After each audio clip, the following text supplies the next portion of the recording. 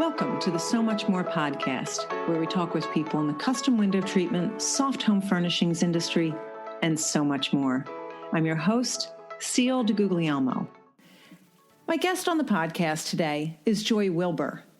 She started her business in Lexington, Kentucky in 2006. She had a desire to have a career that combined her passion for sewing with the flexibility she wanted as a mother. She loves to make beautiful custom window treatments. She loves working with designers, decorators, and homeowners.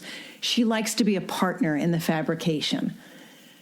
Joy also has a passion for learning about new products and fabrication methods. She's a member of the Window Coverings Association of America, the Kentucky Workroom Association, and she's a member of the Curtains and Soft Furnishings Resource Library.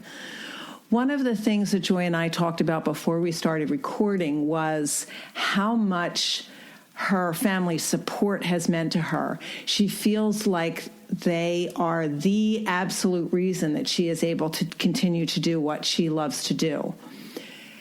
Joy feels very fortunate that she has a career she loves, and she really is just so thrilled when she hears her kids tell people what she does for a living and how proud they are of her. Joy also told me that her husband, Trevor, is her biggest supporter and cheerleader in every aspect of her life. And she feels really blessed and thankful that she has their support. And we talked about that before we started to record the podcast, so I wanted to include it because she was really passionate about it.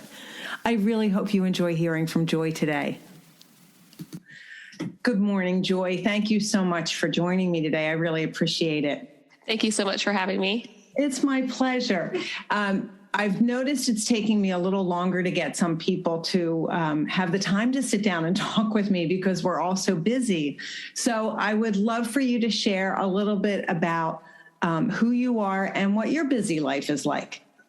Well, I'm married and I have 4 children, and 2 are adults and 2 are teenagers. And I work full time doing this wonderful job, and just managing all those things keeps me pretty busy.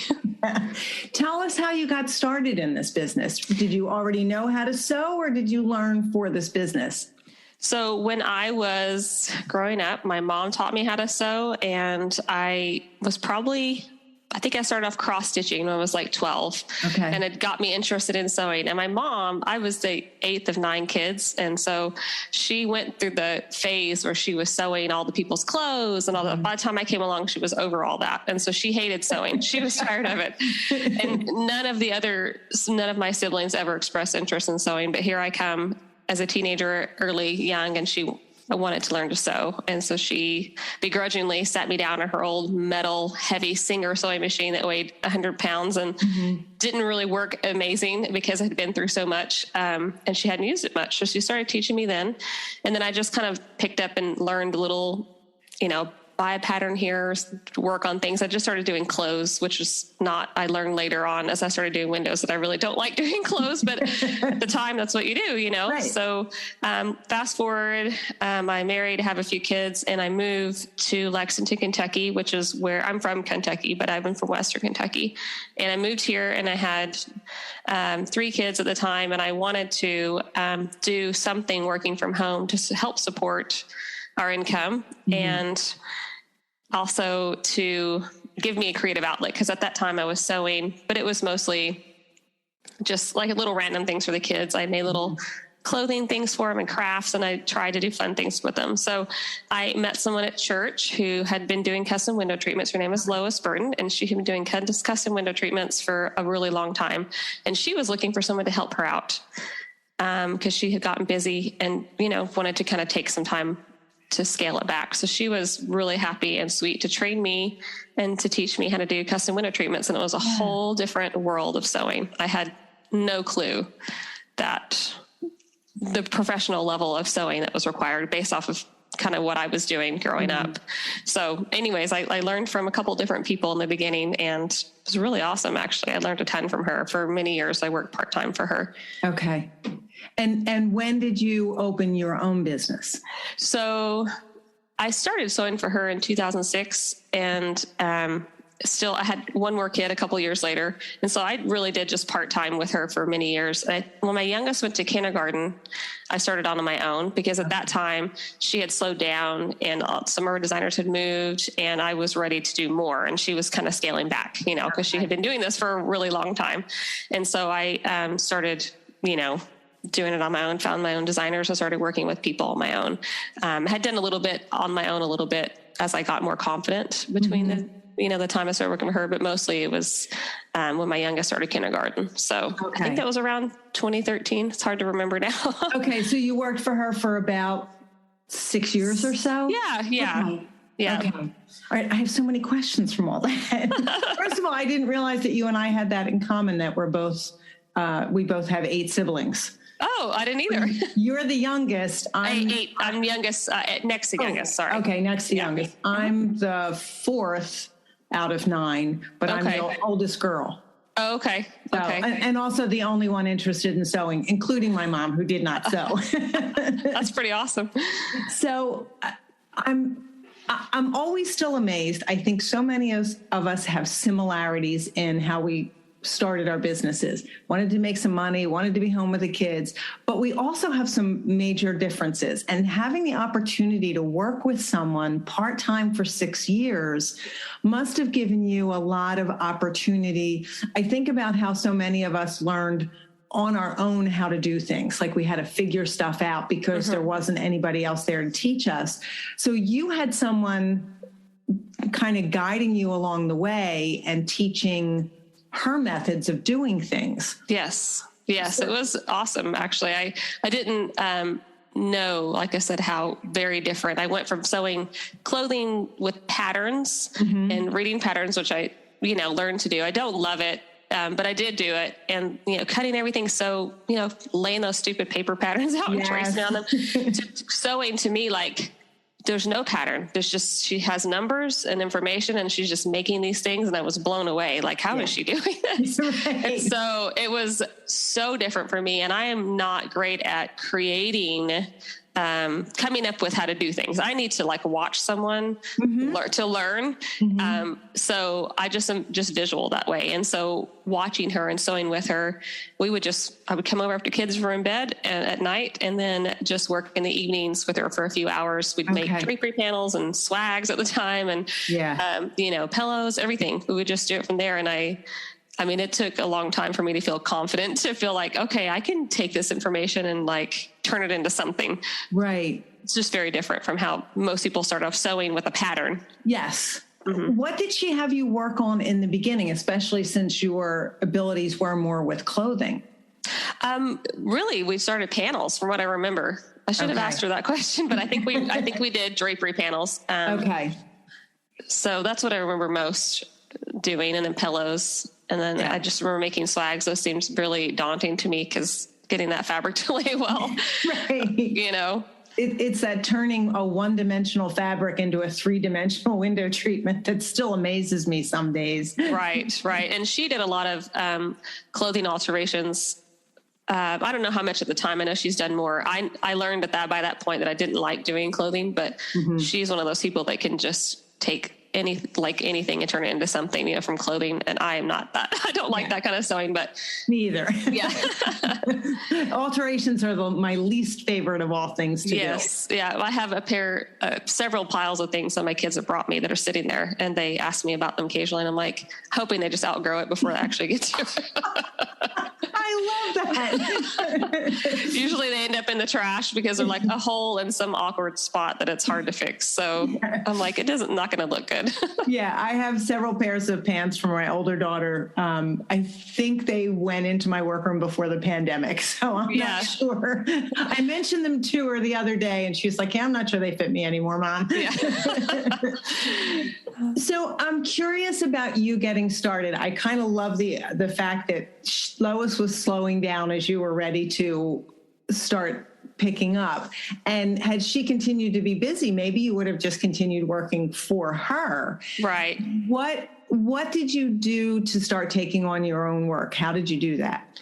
I think I just went to different fabric companies. We have a few fabric home decor stores in town, and just kind of introduce myself and just see who would bite, you know what I mean? Yeah. And I did found one business that was kind of looking for someone. So it's kind of a timing thing. Mm-hmm. And I've done that a few times over the years, just kind of reached out when things have slowed down or I wanted to shift direction a little bit. I just kind of had to put myself out there, which is not my normal personality. Okay. I'm not one to go and just put myself out there. I'm much more a sit in the back of the classroom kind of person and listen to instead of put myself out front. So it was a little bit challenging for me, but I did it. And it was huge to put myself out there. It was huge. And it's funny to me, the things that we talk about running a business where they may not be our strongest skill sets and we have to push ourselves either to learn accounting and bookkeeping or learn to hire somebody. But I think for someone who's an introvert, I think that part, putting yourself out there, has to be one of the hardest things to do, because you have to do it if you're going to continue your business. But at the same time, I think it's a really challenging thing to do. So congratulations on that. That's awesome. Where is your business located? Is it in your home, or do you have something outside of your home? It's in my home. I've taken over quite a few rooms in the basement. When we moved into this house, I don't know, it's probably been 9 or so years, maybe 10 years almost. Mm-hmm. I had already been sewing. You know, I knew that I needed a bigger space than what I had. So I was looking at the basement with a different perspective than a normal home buyer. And so it started off with just one room because I had little ones and that I could shut the door on, and all my machines, everything was in there. And then as the business grew and the kids got older and I needed more and more equipment and the table got bigger and bigger, I've expanded outside that. So no longer is it all shut in one room with a door. I've actually taken over 3 rooms in the basement. So the playroom, which is comical, is, still, I've built this custom organized wall shelf, and half of it's filled with fabric books and the lower half is with toys, which haven't been touched in many, many years. So it is kind of funny, but I have a second table in the playroom, which is kind of an open concept basement between the areas. So it's in my home and I don't plan to move out. I've thought about it a few times, but the convenience of it, it's just too appealing to me. Yeah, I agree. I'm always fascinated by the differences there as well, in that some of us have been really comfortable remaining with our businesses at home, and some people just could not wait to get out of the house and do something separate from their home. Right. When I have designers come, like we come to the front door, I have like a dining room, and we just usually sit at the dining room table. Mm-hmm. It keeps those windows in the dining room are the cleanest windows in my house because they come and I'm like, oh, got to wipe the dog nose off the window, So as soon as I knew someone's coming, I'll clean up the dining room, the windows, and kind of make sure that room looks really clean. So, cause it's just right when you come in. So that's where we meet. And then I have taken, designers down here, and especially when I'm starting to work with them and just letting them see I have professional equipment. Right. That kind of thing, just because you never know. So, right. I just had this conversation with somebody last week about the difference between working in your home and having people come in. Mm-hmm. And in the beginning, my business was in this office that I am recording in, and it was right off the front door. So I really didn't have to worry too much about the rest of the house. But same thing, when a designer comes for the first time, I want them to see my workroom. I want them to see what I have. I'm like, oh, all right, I guess more of the house needs to be clean now. They're going to come down there. Yeah, it helps that, half my kids are gone and they're teenagers. And I tend to be a more tidy person, and I do like to have things clean. So It's not like a complete freak out if someone's coming. I may just have to vacuum. Gotcha.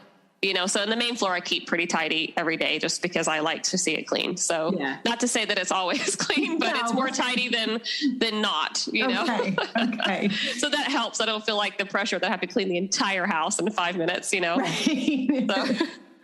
What is your business? Are you retail, wholesale, both? What is your business model? Well, it's, changed and morphed in different directions. And prior to the pandemic, I was reaching out to do more retail. Okay. Kind of started gearing up, got fabric books and stuff like that. Cause before that it was just wholesale, and I liked that a lot. But then I was, there's a lot of people that call me just random people that are designers or decorators and just want something done to their home. And I enjoy that as well. Mm-hmm. So I geared up and got all the accounts to sell fabric and all that stuff. And I've done some of that, but back to wholesale. Mm-hmm. I really enjoy work with designers. They have, I don't have to keep retraining, like as a retail client, you have to like educate them a lot. Yes. And a lot of them just want the price. And usually you can weed those people out pretty quickly, just in a quick conversation. Yes. If they want the price, and that's the first question they ask. And I'm a person who likes to be thrifty as well, but it's hard. You can't really sell quality into price. That doesn't really go budget necessarily if someone wants to save money. So I really enjoy working with designers, and that's mostly what I do now, is working with designers. And especially throughout the pandemic, it's been crazy. I'm sure many of us can relate to that. Yes. So I've turned away many, many, many retail clients just to work with designers, because it's a continual relationship. Mm-hmm. Instead of just one home being done, the designers are going to bring me all their clients. Right. So I've picked up several designers throughout the last couple of years. Yeah. A couple of questions. You mentioned working with Lois in the beginning. How much do you see things... How much do you believe things have changed in our industry and in how you make things from 2006 when you were starting with her, and how she runs her business and how you run your business? Is there a big difference? That's a good question. Things have certainly changed with the fabrication methods and the technology available. Mm-hmm. I've learned a lot since then as well. It was really interesting. I went to my first custom workroom conference, having never really been around anybody else that does this, but Lois. And it was really, it was awesome, first of all, but it was just really, I'm trying to think of the right word for it. Oh my goodness. Sorry. I'm trying to think of the right word. It just felt really good to know that I was a professional. Like, I sat down in the class thinking, I know Lois knows what she's doing and she taught me all these things, but I had never been around a bunch of other people. And when they were going over I understood the stuff that was being taught. I understood the techniques, and I'm like, oh, we've been doing this. And yeah, I totally get that. And then of course everybody has their own methods and tweaks on things, but overall it would just felt like awesome to know that I'm not overwhelmed with this information. Right. So, and then even more, just meeting other people. I actually sat down in one of the classes next to someone who lives right in the next county over.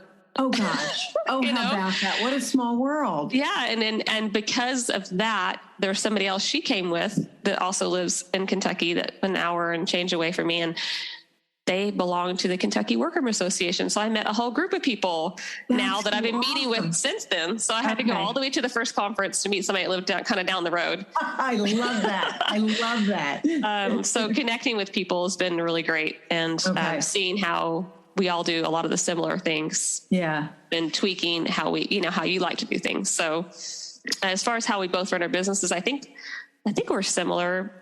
I mean, I really enjoy the process of making. I don't really enjoy the business part of it. I think that's probably true for a lot of people who do this. Right. The creativity part of it, not enjoying the taxes and paperwork and all that stuff. And I still am, I'm very old school with it. I have QuickBooks, and that's how I prepare my estimates, but I don't utilize it to all the capabilities. I still keep like paper receipts in a folder, and I don't put all the information in QuickBooks. I know that you can do.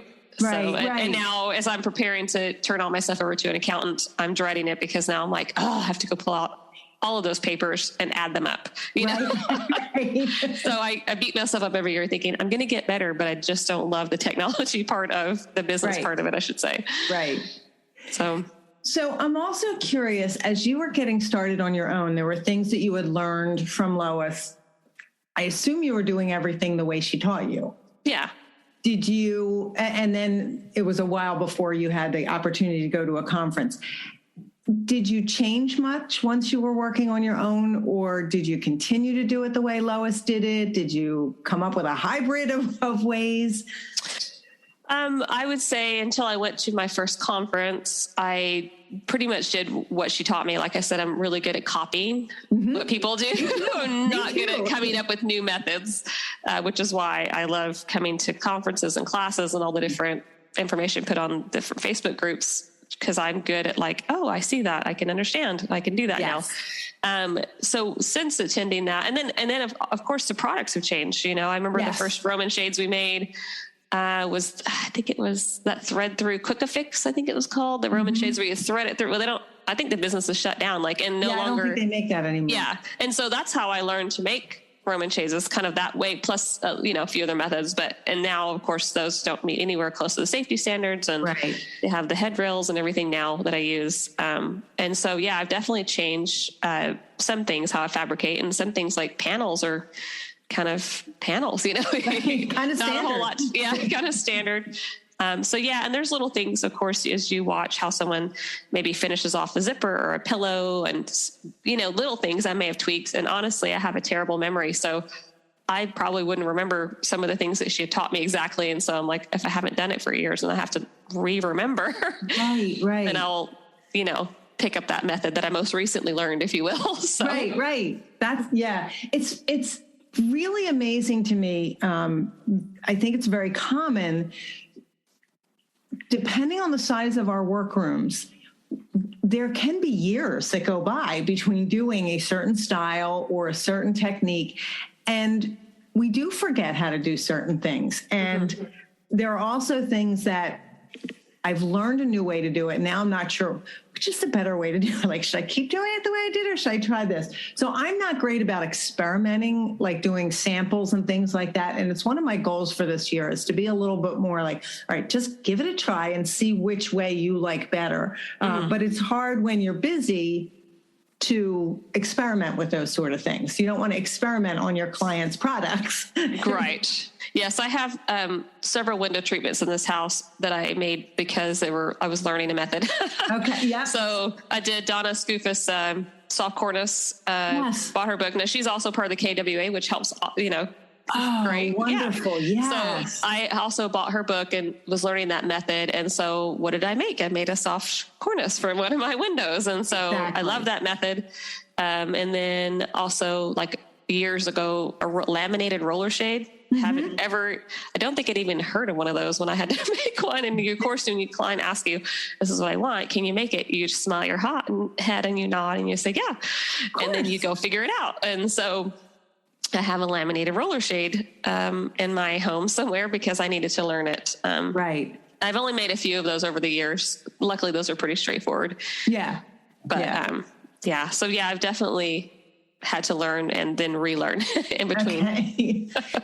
So I'm curious, Joy, about setting up your workroom. So you've worked with Lois. Was her business in her home or was it outside of her home? It was in her home, in her basement. Oh, okay. Did she have much professional equipment? Okay. Yes. Yep, so how did you get started? Like what was your first purchase? I think my first purchase was an iron because, she had, I don't know where iron she had, I think a Pollyanna or something. I don't even know if they make those anymore. But so I would work at her house. And then as I got a little more confident, I'd bring back things to my house to get, kind of finish it. Or she'd say, okay, you start it. And then we'd kind of work on it together as I needed more help. Okay. And then as I would get more experience, I would just be able to do it at my house, which is helpful because, my husband and kids are at home. And when I first started, like I said, I had a third child and he was about almost 1. And then I had a fourth child. And so there are lots of times that, I nursed my babies and they didn't like bottles for some reason. And so I was always limited on how much time I could leave. Yeah. I mean, there are a lot of things. Yeah. And with 4 kids, that's a lot. Yeah. So I started doing things at my home. And so I think my first purchase was an iron. And then I slowly built from there. I think I added, of course, a table next. What I could fit in the small bedroom down there. It wasn't near as big as I have now. But working on the floor got old really fast. And of course, with little kids around, and luckily that door shut to the room so I could keep it clean, but it was still a challenge. So then I just kind of built, added from there. I had a sewing machine and just added another sewing machine and then just kind of slowly built from there. And then when we moved here, I got way more deliberate and intentional because I had more space. Okay. So I, added quite a few machines and really maxed out everything that I could. Right. Joy, do you work by yourself or do you have anyone work with you? So for many years after I stopped working with Lois, I worked by myself. And then I had a friend who would help me out part-time. In fact, she pointed out to me a few weeks ago that we've been working together on and off for like 7 years, mostly off. So I didn't think it had been that long. I had no idea. We were talking about the first project I hired her on. She's just really talented at lots of things. And she's really good at just jumping in and just figuring out something. And she picks up stuff really fast. So her name's Angela. And so she helped me out here and there as needed for projects. I remember, I think the first project we did, I had a huge deadline to meet and 6-week turnaround to basically do an entire house. And lots of it were cornices. Wow. And cornices, you spend a lot of time building those frames. Yeah. And so she was handy, and I knew she used power tools, and I knew she knew how to sew, and there's really not a lot of sewing in cornices. So I had her build all these cornices for me, and I was covering them, and she was sewing the cord. And then, it's just been kind of like maybe once a year I'd use her or whatever. But since the pandemic, I've had her over a lot, and she now works for me like part-time every week. She comes every week. And I had another friend helping me out too last year, Linda, helping me out part-time as well when I was really busy as well. She's also very good at sewing and talented and very detail oriented. And so now I'm just back to Angela because it's the beginning of the year. Things are a little bit slower. I mean, I'm still busy. I've got lots of projects coming in, but there's that initial couple weeks to breathe right after Christmas. At least that's how it always is for me. Right. So we've got things to keep us busy, but I'm not drowning, and I have a lot of things coming in, but with the supply chain, you know how that is right now. Yes. So there's lots of fabric on its way starting to filter in here, and then we'll be drowning again pretty quickly. Right. So it's been a nice, So can all three of you work together at the same time, or do they alternate, or how do you do that? Well, when they were coming together, we only had one day that we did that. At the time, I actually had built another temporary third table and put in the guest bedroom. Okay. And that I didn't have that more than a few months, just because it was just to get through to the next phase, just to get through the project. And I knew I didn't want to leave it in there because it was really crowded in there. So no, it's not really comfortable for 3 people to be in here. 2 people is great. I have 2 tables in 2 separate rooms that they're open enough to each other. Okay. But really, a third is a little bit more challenging because I don't have a separate table for him. So the guest bedroom is now a home gym. And so that's definitely off limits to putting anything work related in there. So have you, through all of this, what kind of challenges have you found, and what have been some of your biggest challenges? Well, I think for a long time was just trying to feel like you're doing this enough that it's worth your time, doing it part-time for so many years when the kids were little. I mean, I was working, but it wasn't near the hours that I do now. And so that was a little bit challenging. I enjoyed doing it enough going at the beginning. I knew that I had doing related to it, my college degree, that I got. I knew that before I even graduated college. I knew I didn't want to do it, but you were there and you just finished it just to get it done.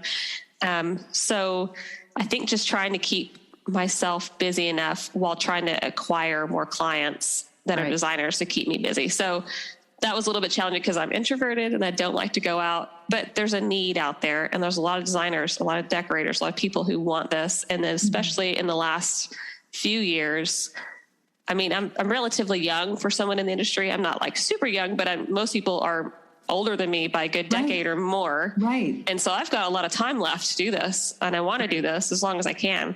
Right. So, finding people who are, needing people who are retiring. So I've kind of find some new designers that way. And then now I'm at the point, because everybody was overwhelmed, that people are calling me this whole last year and a half or more, which has been great. I feel bad. I've had to turn a lot of people down. And, just because I was so busy, and there's a work to life balance ratio that I was definitely exceeding and burnt me out a little bit last year. Right. So, I think the biggest challenge for me overall was just keeping the business busy enough. And then it became all of a sudden drinking out of a fire hose the last 3 or 4 years, even before the pandemic. So I'm hoping that continues. Yeah. But not to the point that we're all drowning. Right. And not to the point where your life work balance is always on the side of work. and not on the side of life. So I'm curious about, how have you learned to say no to projects? Because that's a tough one for us in this industry. Yes, it is hard to say no. I think for me, I have the kids still at home. And so it's good because it's true. I want to see them, also realizing now how rapidly the time has flown by with my family. As they say, what is it? The days are long, but the years are short. I'm so feeling that. Yes, I'm sure with teenagers. I'm like, I just can't believe it seemed like those first many years when they were little lasted forever. Yes. And then now that they're teenagers and a couple adults, I'm like, that didn't take that long, and losing precious time. And so I prioritize anything that the kids are involved in over that. Okay. So it's easy for me in some ways to be like, nope, I have this activity and I'm not going to do this. Unfortunately, with the pandemic, everything was shut down. So there was nothing going on. So I was able to work a lot. Right. And have a lot of excuses because my kids, were doing school from home because the schools were all shut down in person. Right. So anyways, it's become easier to say no. And quite frankly, it's liberating. Yes. Yes. So there's some projects I get a call and they're usually from retail clients. I don't usually say no to a specific project from a designer. Okay. Because we have an established relationship and, but the retail clients are the ones that I feel not too bad about saying no to, because sometimes people call and they don't have a clue what they want, but they want you to make something that doesn't even make sense. And you're like, that's not going to work, but you can't say that. Yeah. Right. Yeah. And as you said, I love hearing how we choose our business models. Like you, I love working with designers because they bring me continuous business and I don't have to constantly go out and get it. And helping people pick fabric and decide on designs is not my strong point. I'm really great at collaborating with a designer and helping her come up with him or her come up with something. But yeah, designing and picking fabric are not my strong point. Right. And I usually tell my retail clients, I am not a designer. I let them know right out the bat. Like, I am not a designer. I never was trained for that. There's a lot that goes in that they have to learn. And I've made many window treatments that I just see just the window part of it. I'm like, that's interesting. And then eventually I get to see it installed and I'm like, wow, that's amazing. Yes. And so I have a huge appreciation for their talent and their skills that they've learned. So I definitely don't ever claim to be a designer. So you and me both. So I'm curious, with some of these challenges, have you ever thought about quitting? No, I haven't actually. I enjoy it. It's a huge creative outlet for me. And even when there's like frustrating days, people usually will complain about their coworkers of normal jobs or whatever. And I'm like, sometimes I can just get mad about the fabric. I'm like, this fabric is so annoying, and so you have different frustrations that maybe others outside the industry can't relate to because it's not a person that's irritating you. It's particular fabric and what you're trying to do with it, or your sewing machine. So no, but I've never thought about quitting. I really, really love it. In fact, the idea of retiring, I'm quite a few years away from that. I don't even know, I guess I'll stop sewing one day. My husband on the other time is like, okay, 20 more years and I'm stopping this. And I'm like, well, I guess I'll have to stop too. I'm sure by then I'll probably want to, but the idea of it now, I just think, no way. Not easy to comprehend. Yeah. The sponsors of the So Much More podcast allow me to bring guests to you each week. And without them, I couldn't do it. I'm pleased as the owner of the Curtains and Soft Furnishings Resource Library that I can use the library to help sponsor the podcast as well. The library hosts the industry's largest curated collection of educational resources for the custom home furnishings professional. Membership to the library gives you access to a wealth of downloadable reference materials, videos, live events, as well as a community of support to help you develop your design, sales, and fabrication skills, and to grow or start a business. Join the library today at csfrl.org. The Workroom Channel is the premier online training provider for professional fabrication skills. Go to theworkroomchannel.com to browse the selection of anytime access courses created by industry experts. Watch detailed demonstration videos, download companion materials, and participate in private course discussion boards with your instructor and classmates from around the world. Start your course path today at theworkroomchannel.com. Education, networking, visibility, and industry discounts are just a few of the benefits that are offered to members of the Window Covering Association of America. The WCAA is the only national nonprofit trade association that's dedicated to the window coverings industry and the dealers, decorators, workrooms, designers, and installers that make up our membership. The library is a gold level sponsor of the WCAA. Join today at WCAA.org. WCAA, where you are never in business alone. Discover Klimaka Studios, where innovation meets exceptional design. Klimaka fabric and wallpaper collections are inspired by the original works of collaborating artists and developed with the understanding of how fabrics are manipulated into exquisite soft home furnishings. Workroom businesses enjoy exclusive access to engineered designs and best trade pricing. From clever layouts to classic linen prints, Klimaka Studios delivers the quality and consistency that your business demands. And Klimaka's reliable on-time delivery keeps your projects running smoothly. Go to klimakastudios.com for swatches and trade account information. Klimaka Studios, for the joy and profit of workrooms. What is your definition of success, Joy? Well, in my business, I feel like if I'm happy with how it turned out, the product turned out, and of course that the clients are happy with how it turned out, I'm satisfied with that. I'm way pickier than anybody else I think that I've ever worked with. Okay. And sometimes my friend Angela, when she's here working with her, I'll ask her, I'm like, is this just me being really picky, or do I need to fix this little thing? Because I know that sometimes I get in my own head about it, and I'll stand there and waste so much time trying to figure out, is this good? Or, I want it to be perfect. Yes. But you're working with fabric and materials, and we're all human. And so things sometimes maybe look a little messed up in your mind, but they're totally fine, Right. So I tend to see everything that I do wrong. And I just want it to be perfect. So I think that if I'm happy with how it turned out and the client's pleased, and a lot of times, every time I have had very few people who aren't pleased, and most of the time it's a miscommunication somewhere along the way that has happened.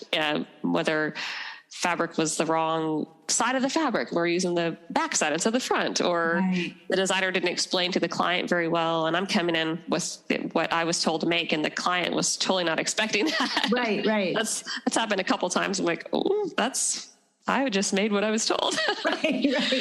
So, I think that's what it is. And then of course, I think the greatest compliment is when people call you and they say, so-and-so referred you to me. And a lot of them are designers referring designers to the people, or to other, within the business. And I feel like that's a huge compliment, because I know the expectation and the caliber of clients they're working with expect excellent products. Yes. And so that's been a compliment to know that, okay, my uptight tendencies are showing in my work.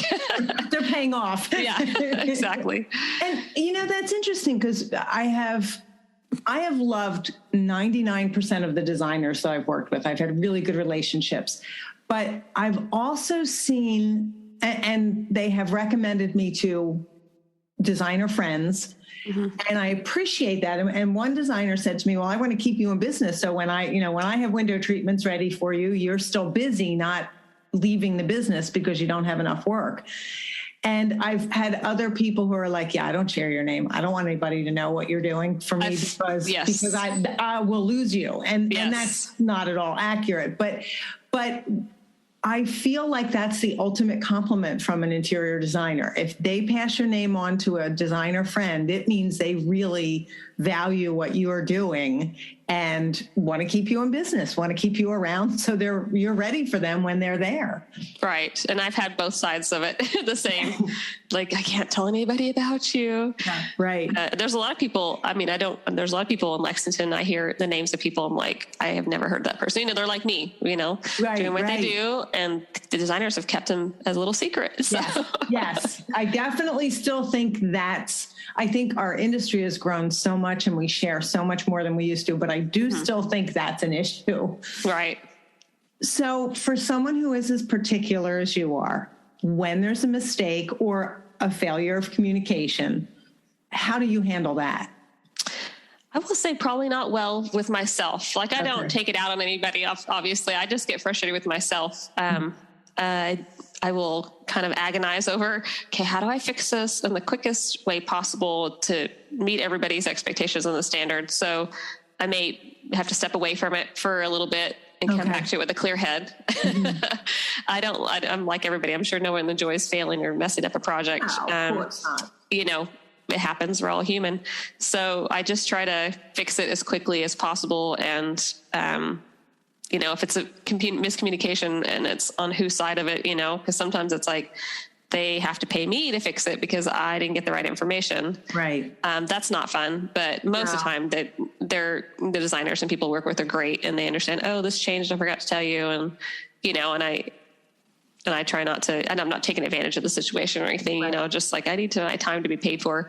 And if I mess up and make a mistake, I try to fix it to the level as much as I can. I hate to have to buy fabric. Haven't had to do it a lot, but right. Sometimes you do. Sometimes you do. Yeah. So I don't enjoy it, but I try to tackle it quickly. I don't like it to fester and ignore, that's just how I am. I tend to be more of a problem solver, so if somebody comes crying to you, your kids are frustrated about something, I'm not great at, I don't know, like, here's what you need to do to fix it. That's kind of my personality. Right. They don't want to hear that. Just want to tell you about their frustrations. And I'm trying to tell them, this is what needs to be done. Right. You're a fixer. Yeah. I think I must be a personality. I'm a fixer. Not great at always listening, but. So what would you say has been the greatest success of your business so far? Well, I feel like, just the continual growth that I've had over, it's been busier and busier and busier. And of course I can't attribute all that to me. Obviously the pandemic has been a huge, curveball for everybody, but, just that my reputation is out there within, the industry, and I'm busy and I appreciate that.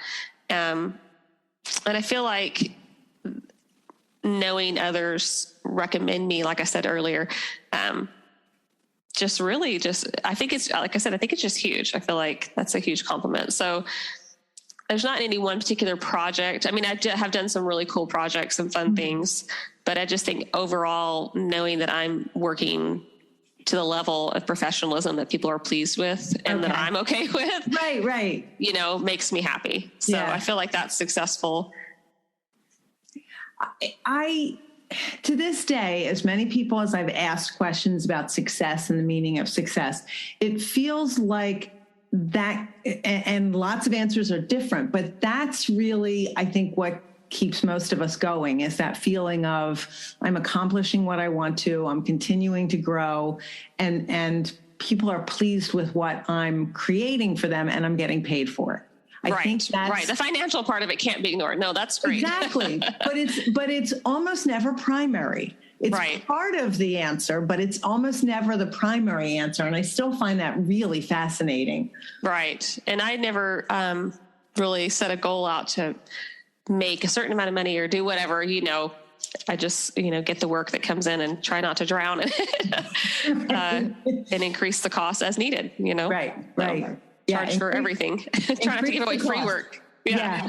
Increase the cost as needed. That's been probably one of the best reminders you could give us right now, because I had a conversation with somebody recently. I'm like, it's the beginning of the year. It's time to raise my prices again. Right. And when I took on my friend working with me part-time, she was doing part-time still with the understanding last year that it was kind of like when the projects were done, I probably wouldn't need her for a while. But then when I took her on, we agreed, she actually was working another part-time job too. So she quit that completely. And so she's working for me. And I was like, okay, I increased my cost just a little bit, and just a little bit, just to kind of help cover that difference of consistently having to pay someone else to help. And she's a huge help. You know, I get a lot more work done. And sometimes she keeps me on task, because sometimes I'll sit on the computer doing too much stuff or not even to do anything important. But then I'm like, oh, she's here, I got to work. Yes. You find yourself lost doing things on the computer. And then I can like, okay, I'll do that later. I'll get back to that email later, you know? Right. So I've heard more than one person say that just getting the workroom prepared for someone to come in. Yes. Keeps you focused on what you've got to do next. So. Right. Because before it was just kind of where I left off. I'll just pick up, and now I'm like, okay, I need to clear this off the table and put it on the other table so that she has this to work on today, you know? So, cause there's different stages of a project, you know, I'll have 2 or 3 things maybe going at once, depending on what she's doing, what table needs to be used, because the one table I have is much bigger and can do much more than my second table in the playroom. Right. So, yeah. So you're also organizing the projects as well as the fabrication and running the business. Right. And then according to whose materials and deposit were here first, you know, trying to keep everybody happy. So everybody tell them the same thing. If whoever gives me the deposit and the materials, and whatever gets here first is what goes in the pipeline. So Joy, do you mind sharing what is your lead time right now? Oh my gosh, I haven't even figured it out. Is that terrible to say? No, honestly, I think that's an honest answer. And I think a lot of us are struggling with that right now. Like, what do we tell people? Because I don't even know. Right. And it's more of the fact that I have projects that I am working on right now. It's not long, honestly, right now. I've got projects, but it's just because there's so many fabrics that are going to start pouring in that, their supply chain and their timing, I just don't know for sure. So I'm kind of like, we've got several big projects and I'm fitting in smaller things in between. Okay. So, I mean, it's probably not more than like 6 weeks right now. If I had to got all the fabric delivered today to get it all done, which is incredibly short for me. Usually it's longer, but that is also because I have somebody helping me. That's a big reason because she can help me get through a little faster. Last year when I was bogged down in many projects, I got to the point that I couldn't even tell people when I would be done with something. And I knew when the projects needed to be done by, but as far as taking on new people and with a supply chain continual problem, I just said, I can help you in late fall. And just left it at that. Yeah. And if somebody really wanted to wait, great. And it was late fall before I can get to them, you know, and I've had a few people that, you know, waited, and that's totally fine. But I took a really wonderful 2-week vacation to Europe after all those projects were done. Good for and then you. and I came back to work and I was like, okay, I don't want to work now. So the last, couple months got back at the end of October. And so I'm like, all right, I have 6 more weeks and I'm going to take a nice 2-week Christmas break with my kids. And good for you. Yeah, it was great. It was a lot of work last year. So I was glad we also remodeled our kitchen as well. So it wasn't just work that kept me stressed. We remodeled the kitchen, and I had kids that were getting ready to leave the house, and it was just a lot of things at once. Yeah. So. That's thank you, because that is a great reminder. I've seen some conversations recently on Facebook and in the forum on the library about like taking time off and making sure that you're building that in and not just constantly working. I don't know any other industry where, as business owners, we're assuming that we have to keep working until all of the work is done, that we're not allowed to take a break in the middle of it and say, oh, I won't be here for 2 weeks at this point. So your project won't be done until later. Yeah. And I think it's not healthy for us as human beings that we are operating that way, a lot of us. Right. My husband's job, he gets, 2 or 3 weeks a year of vacation. And so it's just built in, it's assumed. There's no shame in taking a vacation. I've never really felt bad about it. It's just the planning around. Yeah. And this was good because the timing of when we planned this trip, we went with 2 other couples, and it just worked out I was able to push hard enough to get everything done before the trip. And so it was really freeing, because I literally left going on that trip with nothing. When I came back, I knew I had people I had to call because they were waiting for me, but I didn't have piles of work when I got back. So it was so wonderful. Yeah. So just to take it off your mental plate and not think about it. That's awesome, Joy. Yeah. So you mentioned you like more the creative end of it. Are you a business book reader? Do you read anything that helps you with organizing your business? Is there anything in that direction that you're particularly interested in? I wish that I liked to read books like that. I don't. I enjoy audio. When I'm working by myself, I will listen to a lot of audiobooks, just fiction, a bunch of random different types of fiction. Because a lot of what we do, I mean, I've made so many Roman shades and panels and pillows that, I mean, besides the number that needs to change, I mean, its fabrication method is like almost mindless sometimes, you know.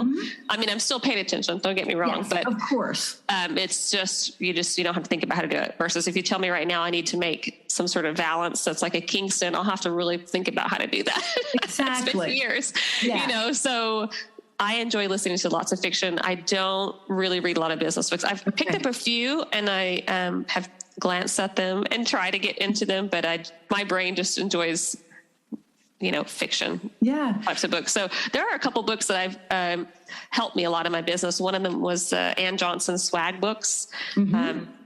Quite a few years ago, I had to make, I don't even know what kind of swags they were like raised point to point. Asymmetrical. I had never in my life done something like that. Right. And I bought her books and they were the only reason I was able to get that done.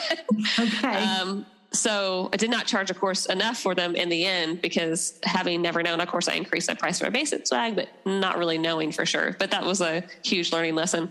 Right.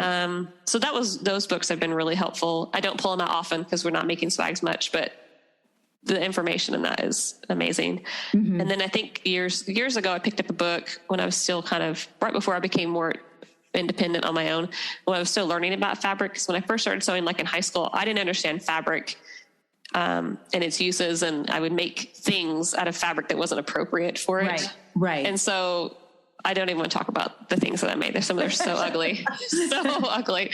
I still get made fun of by some of my family because we're fun like that about some of the things that I made. Me too. But yeah, like I just didn't understand fabric. And so, of course, doing this industry and there's fabrics are changing still all the time. Right. And the quality from one vendor, even within the same vendor to one type of fabric to another, you just can't say is going to be what you expect. But I did pick up a book that talked about fabrics. I think it's called Fabrics A to Z.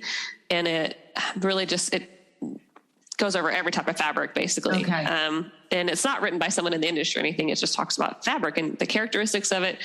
Even tells you like what kind of setting on your iron you should use, or if you should iron it at all. And it describes the fabric and I think a little bit of its history. I haven't pulled it out for many years because just haven't needed to, but it was great way back then when I needed it to help me understand. You know, right now I'm getting a ton of linen or linen blends or, you know, sometimes straight polyester or cotton blends. So it's pretty straightforward, but the Facebook groups are great or different. The library is great for researching questions like, oh, I'm working with hemp, for example. What do I need to do with that? You know? And so thankfully there are more people out there who are more experienced than me that share. So, and it's amazing to me as time has gone by, and you mentioned the different Roman shade head rails and things. For a period of time, things changed at a certain rate. Now they seem to change exponentially faster. Right. And you're right. There's new fabrics now. There's performance fabrics, and they're really great if you don't want to get, ketchup on your sofa. But are you trying to make drapes out of it? Are you trying to make pillows with pleated corners out of it? Like all of these fabrics perform differently, and some things we get in our workrooms that we get to use more than once, and other times it's like every project is a whole new experience and we don't know what we're getting ourselves into. Right. And that's the hard thing, because you want to, when you're talking with designers or, retail people, you're professional, you've worked with lots of different types of things, but every single project can be different in how it hangs and drapes and the length of something. If you got 2-story drapes, you're not going to want to use this fabric, you're going to maybe want to use something different. Right. Thankfully I've only made a pair of those, or actually I outsourced that one, but so you do have to have a good base of knowledge with the fabric, but and sometimes you get the little sample. They're like, here's the sample, and it's like a little 4-inch square. Nothing. You're like, how is it going to behave? And I'm like, hopefully well, like I see the content, I kind of know the nature maybe of it, but sometimes you get it up there, you're like, oh gosh, that's sagging in between the rings. And I sewed it exactly like you should. So, I kind of learned, okay, if it's 100% linen, I just tell them flat out, it's going to have to be stabilized. Because if you don't want it to sag, it seems like it just, for me, they sag, and I'm sewing them together, the rings as close as I can to, the little drums inside the head rail, only you can do them so close. Right. So there's just certain things I've learned, and try to put disclaimers out there. And if I see the word embroidered and it drapes, I'm like, that's probably going to have to be hand sewn on the machine. I still sometimes get stubborn and fight with the blind timber about that, but I will make you work for me today. I will. And then I go through 7 needles and I'm like, all right, I should have just hand sewn this. Yeah, I'd be done by now. Yeah. I don't love hand sewing. Okay. I mean, I enjoy making Roman shades, and I have learned a lot through custom workroom conference and classes. And I've watched a lot of different people. I've reached out to a lot of people asking their methods of learning different things. And so I do, most of my rings or Roman shades are hand sewn. And I do, for some reason, enjoy that. But when it comes to side hems on drapes, I guess it feels like it lasts forever, Yeah, right.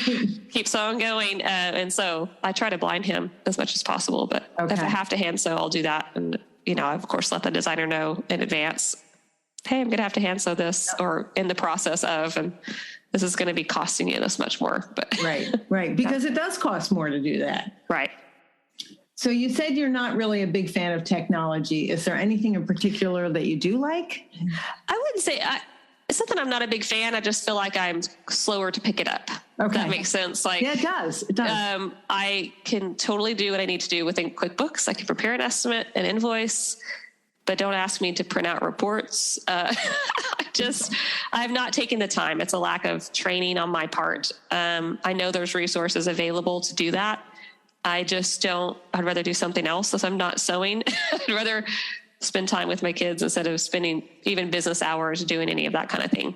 Okay. So the training, the technology part of it, I mean, is it too generic to say the internet?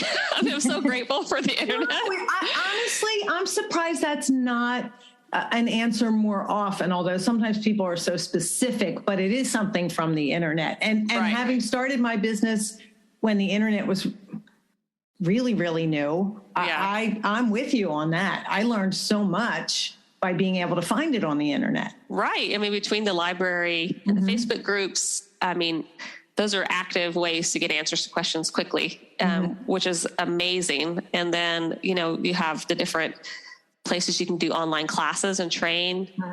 Different vendors have their own training on their products and methods. I've learned so much just from different classes online, whether you're paying for them or they're free resources. Okay. It's been awesome. And then, of course, reaching out and asking people directly through Facebook Messenger, which I have. Right. People are so generous in this industry, and I'm so grateful for that. I always feel like I need to contribute back more, but I'm like, I don't have an answer.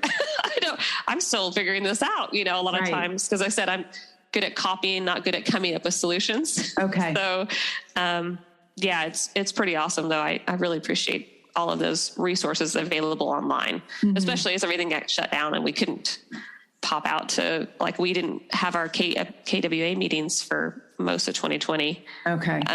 Because of the pandemic, and we had a couple, but that regular little session that we used to have even got reduced. So, yeah. Yeah. And that, I think that in person, that we're all missing so much, that I think for those of us who work by ourselves was really like the lifeline. And I was so grateful even to be able to see people on Zoom during the last, just to have somebody to connect with. Right. That's very true. Yeah, it's great to connect out. It was, even from an introvert of myself, who I actually really enjoy working by myself. I enjoy having my friend over here working too, but I'm not one to go out and be like, oh, I have to go at night. My happiest place is just at home on the couch snuggling on the couch with my hubby and kids and watching a movie, or playing a game. I'm very chill like that in the evenings, if everybody else is interested in it. So, but even feeling the need to connect with others in the industry, to get the validation and to get the education and, learn from others. There's just so much talent out there. I'm always in awe of everyone's talent. Yeah, I am too. And I'm amazed at how differently we all come across or come about the knowledge, and how again, how willing people are to share whatever their methods are or how they run their business. It still astounds me what an open industry we are. Right. What 3 business items could you not live without? That was such a struggle for me to answer. Why, limiting it to 3? Yes, limiting it to 3, because I'm like, well, it's kind of like what came first, the chicken or the egg. Right. You have to figure out, what could you do this without that? I think back to kind of what I got first was my iron. Okay. Been through a few of them. Now I have a reliable 6000 IS or something I upgraded last year. They've been great. I love that iron. So the boil iron is, I think, one of them. My table, it's evolved over the years as I've found more resources, and I have the gridded canvas cover, which has been awesome. And the table's been adapted and changed to the point that I have like pop-up extensions on the side, so I can make it's set up right now at like, I think it's 10 feet by like 60 inches. And then so that gives you a good width. And then I can pop up one side, it gives me a width and a half, and I pop up the other side, it gives me 2 width panels. Okay. So that's been amazing, because that's mostly what I make, are width and a half, 2 width panels. And if it goes over 2 widths, I just actually built, instead of my temporary thing, I just built a little side table that kind of covers another half width. So I could do 2.5 widths. Okay. If you suck in your gut, you can walk around the table just enough to, get 2.5 widths on this table. So it's kind of a separate little table I push up next to it, because we had a couple coming up, and I'm like, all right, I've got to figure this out. So just because I hate having to pull the drapes across the table, I feel like there's always so much more adjusting that has to be done. Even when you just carefully pick it up with your assistant and not dragging it and not pulling it, it just, it's fabric. It stretches on you, it moves. So I prefer to leave it as flat as possible. So my table, I absolutely love. The third thing I settled on was when I bought the Drawmatic years ago. It didn't making panels. I mean, that sounds bad. I mean, it was fine, but the Drawmatic just made it so much easier. I felt confident in clamping in, lock it in at that length. And then I know I just, boom, knock it out. Right. So that's been huge. I feel like those 3, and of course I can't mention anymore, but the sewing machines, are essential. You have to have those, but I feel like those 3 made the biggest difference in me being able to operate efficiently. Okay. And I know you did a video with Shasta on your Drawmatic. I'll put a link to that in the show notes for anyone who has never used one or had an opportunity to. It's a great way to see how you use it. Yeah, it's been great. Okay. Do you do any sewing for pleasure, Joy? I do not. Okay. I did years ago when the kids were little. I used to do little things with them when I was doing part-time and the kids were little, and I would make little cutesy things with them and for them.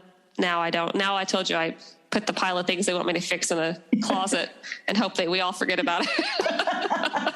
Love that.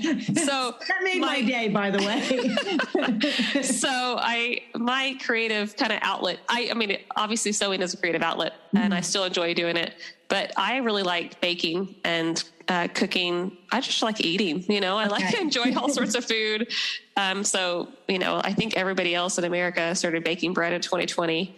And I had been doing it for years, not constantly, but I've been doing it. And so it just kind of rekindled, I'll learn how to do sourdough bread again. And, so I really enjoy cooking and baking. So luckily there's people here who are willing to eat it.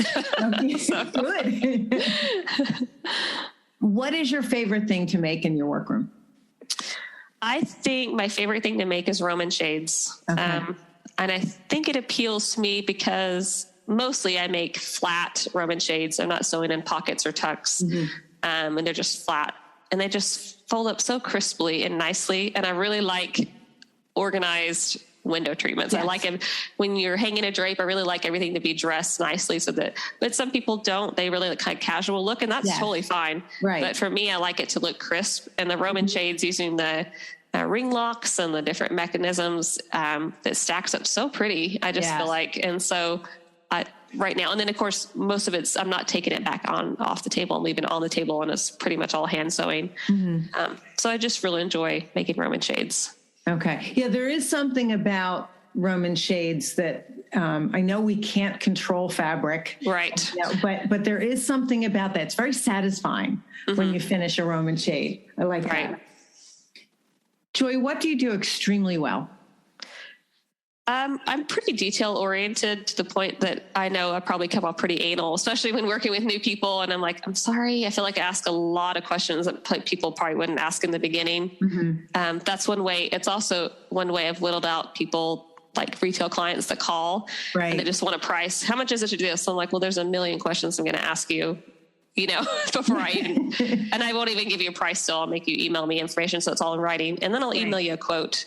Try to make them, retail clients especially, that I could tell that it's probably not going to work out. And not to say I won't work with retail clients, but there's just so many details that go into creating window treatments that I feel like if I have all the information up front, I can give you the best estimate. I don't like, as a customer, I don't like when someone changes the price on me. We had our kitchen remodeled last year, and I know that things come up, right? They come up in our industry too. And so I had built in a little budget for emergency things if something wasn't right. So I recognize that. Some people don't understand that about custom window treatments, that things come up and fabrication methods have to change, or this is not the right choice for this or whatever. So I feel like if I got as much information up front, I can be as detail oriented in the quote. And then answer as many questions. And then I don't have to go back later and kind of track down the information, which still happens with some people. It's fine. But, I feel like if it doesn't affect the price, that is, the pleat style, I have the standard pleat styles I offer that are all built into the price. And that's and they know that, so that's not going to affect the price. It's just how big it is and how long it is, and how many layers of lining. So I feel like being very detail oriented is a strong suit of mine. And to your point earlier about when there's a problem because of miscommunication, the more detail oriented you are, the less likely that is to happen. Right. It's kind of a prevention. Prevention in the future. Because wouldn't we all like to prevent mistakes as often as possible? Right. Exactly. What do you not do so well? I would say that was a hard one because I feel like there's a lot of things I don't do well. And I only want one. I don't want us to beat ourselves up.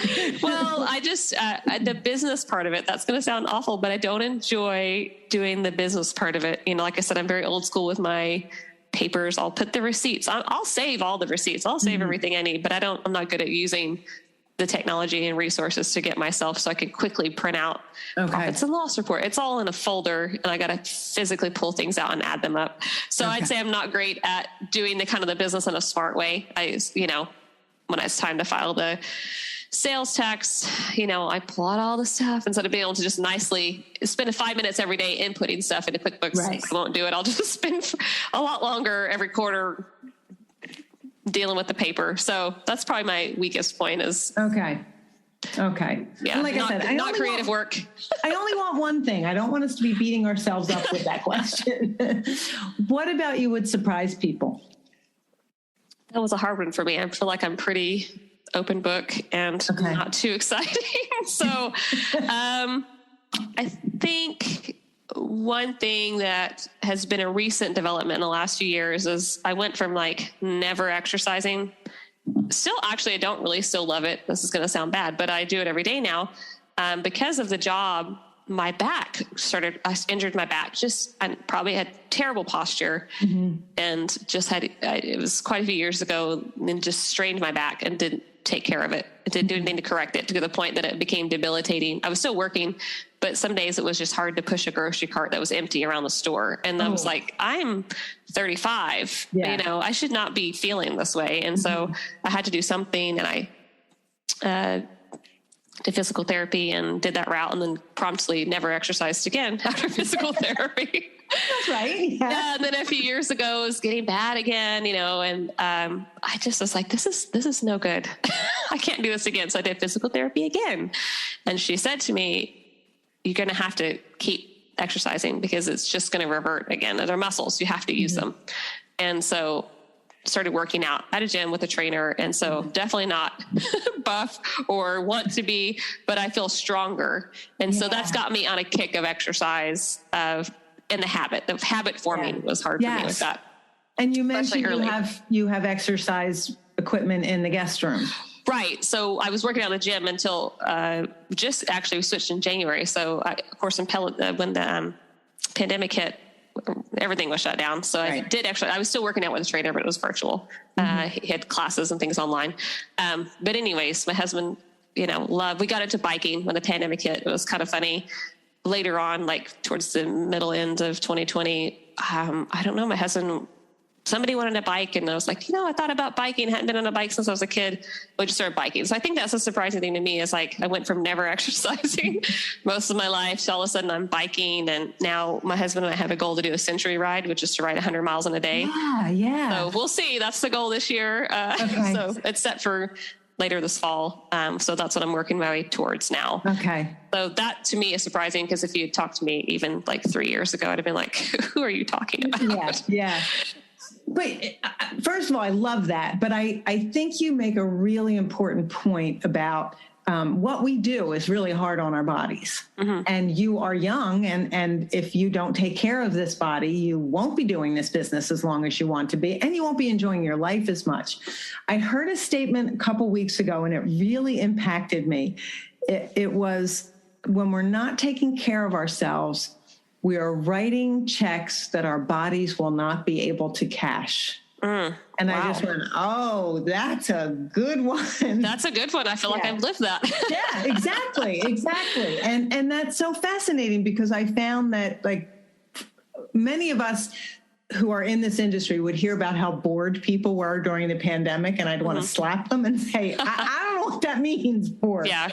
But I did find that to have some, like the habit, as you said, I was getting out almost every day for a walk, or every other day, and I was exercising more regularly. And you're right. Now it's like I don't even think about it. It's just part of my day. It's one of the first things I do every day. But and again, if you had told me years ago that I'd be exercising regularly, I mean, I've been a runner for a while, but that's it. I don't want to do any other exercises, but the strength training and the taking care of this body that we need to do our jobs is really important. Yeah, right. Yeah. It's made a huge difference. I mean, I went from having daily back pain to I don't have any. I mean, I'm more sore from just exercising, but that's muscle soreness, not pain. That's growth. When your muscles are sore from using them, that's different than my back is killing me because I did something for so many hours, sitting in the wrong position, hunched over or whatever. I mean, certainly you do get a little sore still. It's not like I'm suddenly never have sore days, but their bounce back is so fast. Yes. Yeah. So that's wonderful that you do that, Joy. I think that's great. In what ways do you think you're resilient?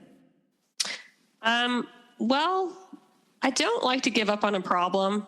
I think I talked about with the failure part of it is, I mean, that's kind of definition of resilience is I will work at something until it's resolved. Sometimes I may get more frustrated with different levels within that.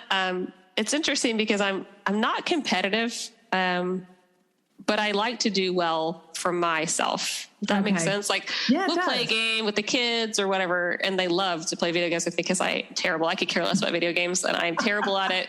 And I'm oftentimes on the wrong part of the screen doing something we're supposed to be doing. And so I'm just not good at it. And I don't care. Like, it doesn't faze me. I'm happy to always be the loser in a game we play. I don't care. I mean, sometimes I get a little, if I'm actually good at something, I might want to do a little bit better. But when it comes to doing my business well, or if I'm put in charge of something, I want to do it really well for me, not for the sake of that I won or that, I'm the best at whatever. I just want to be proud of my efforts. Okay. So I feel like that's probably the resilient part of it, is just being proud of what you do. And then you do something, you do it right, do it to your best of your ability and the best of your training. We all learn and we all grow. And I look back at things that I made when I first started, and I was, I'm like, oh my gosh, it's crazy how much I've changed as far as the quality, because you're just getting better. Right. Joy, I really love that, because I can picture you playing a game with your kids, and that's more about spending time with them. Who cares if I win? It's the process. It's the time together. Right. But that you can look at those events separately and say, like, that's time with my kids. That's fun. If I get a little better at this game that we're playing, okay, it's even more fun. But it's not, the end result is not whether or not you win. But in your work, it's the quality of it for yourself and being pleased with yourself. And I think that's we all joke around about FOMO and comparing ourselves to other people, especially on social media. But I think that's a really great reminder. Like, what do you think about what you did? Who cares what anybody else thinks? Are you proud of what you did? And we all joked, and I've done it a couple times on the podcast, joking about, if I went into some of those houses where I first did my work, I'm not sure I want to admit I did them. But we should be proud of that, because that was part of what got us to where we are today. Right. It's a process. So that's awesome. I love your answer. Before I do ask you the last question, where can people find you on social? So I have an Instagram and I have a Facebook account. I gave that information, and I have a website. That'll all be in the show notes. Okay. So yeah, I had a website I didn't do a website for many years. And then several years ago, I don't know how many years ago, I put one together and I made it better, by listening to different people's what's the word? SEO. Thank you. Just figuring out things like that. That was a huge hurdle for me, because I told you I don't love any of that. So, and I really haven't changed much of it. I just updated the pictures because I'm like, it's been a couple of years as far as pictures of me, because I look different. Pandemic, couldn't get my hair cut, lost weight, grew my hair out. So I did update the pictures and a little bit of the wording and a couple of things. But anyways, it's been good. That's how a lot of people have found me, apparently. Retailers especially. Retail clients, found me through my website.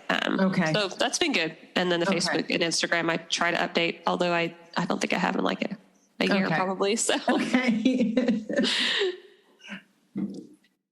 What advice would you give to someone who's new in the business or someone who's been in business for a while?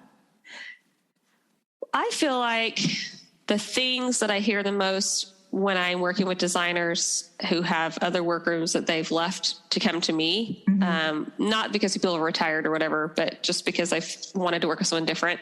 I think it's the underlying overall theme to me is like honesty and communication and quality. So I think if you are honest in your communications, meaning like, hey, this is this problem, this has come up, deal with that. Also honesty, meaning I'm not going to get to this for a while. Don't tell me it'll be 2 weeks and it's going to be 6. Like, just be out the gate. Just be honest about that. Yeah. And then people appreciate it more if you give them a realistic timeline of things. And then as well as the quality of work, I'm more, sometimes I tell a designer, I haven't worked with this fabric before. I'll do my best with it. I'll let them know a little bit unfamiliar with this.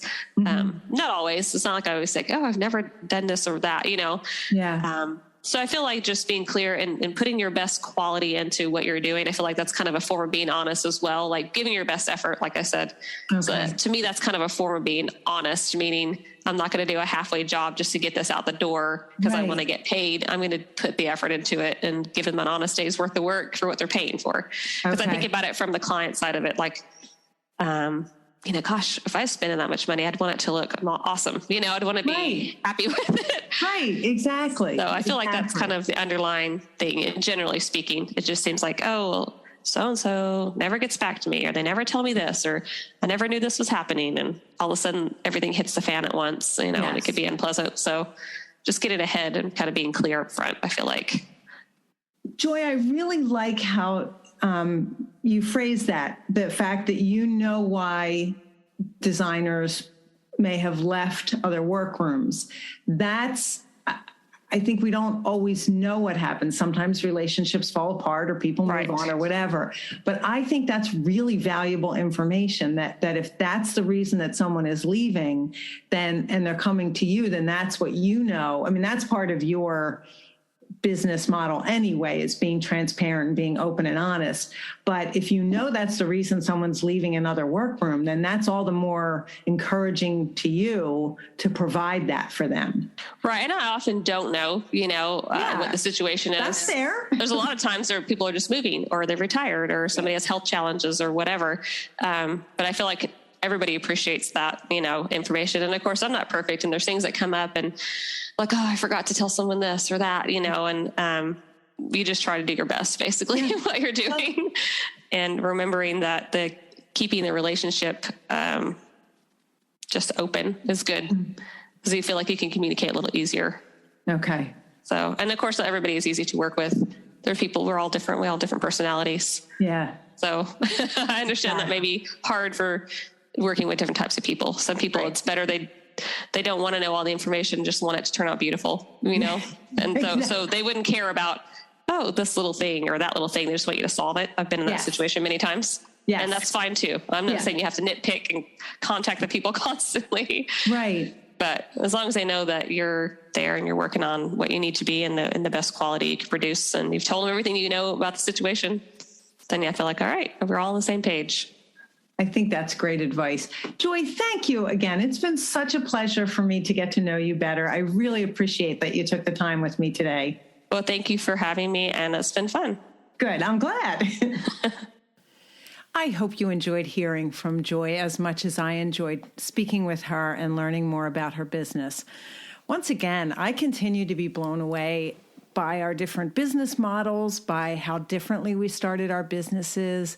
I think about what an advantage that was for Joy to learn from someone else in the beginning and have that as a part-time experience while she gained knowledge and skill within our industry, and then allowed her to go off and be on her own with a lot more confidence than I'm sure some of us had when we first got started.